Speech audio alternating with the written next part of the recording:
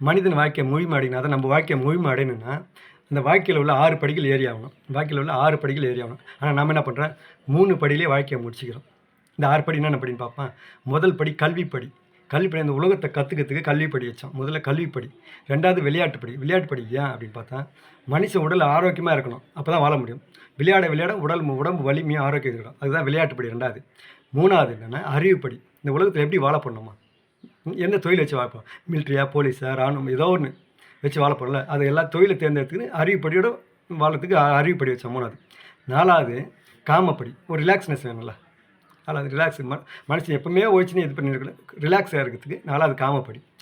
5வது எல்லாத்தையும் அனுபவிச்சதுக்கு அப்புறம் சேவை செய்யணும். மக்களுக்கு எல்லாத்தையும் நல்லது செய்யணும். அதுக்கு சேவைப்படின்னு 5வது சேவைப்படி.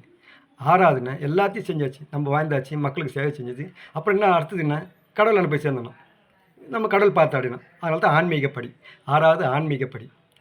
நம்ம என்ன பண்ணுறதுமா, இந்த 6 படியை விட்டுட்டு 3 படி தான் ஏறோம். முதல்ல கல்விப்படி கட்டாயிடும்.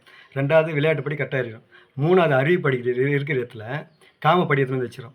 இந்த காமப்படி வச்சுட்டு இதுதான் வாழ்க்கை, இதுதான் உலகம், இதுதான் சந்தோஷம், ஜாலின்னு இந்த மற்ற 3 படிக்கு மறந்துட்டு இந்த 3 படியிலே வாழ்ந்துட்டு நாசமாக செத்து போயிடும். புரியுங்களா? இந்த 6 படி ஏறத்துக்கு எல்லாருமே முயற்சி பண்ணுவோம்.